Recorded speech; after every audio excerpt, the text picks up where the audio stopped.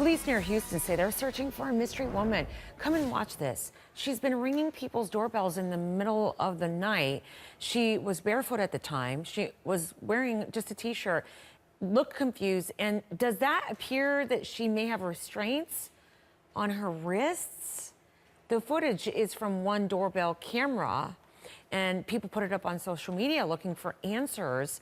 And therefore it's really spread. Now, she apparently rang the bell at several different homes in one night. But then by the time someone got to the door, she wasn't there. Well, neighbors say they hope that whoever this is, she's okay.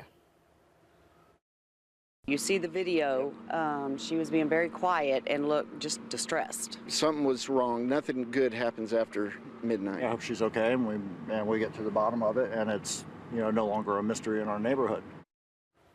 That is so concerning. Officers ask anybody who may recognize her to please call the tip line. It is up there on the screen.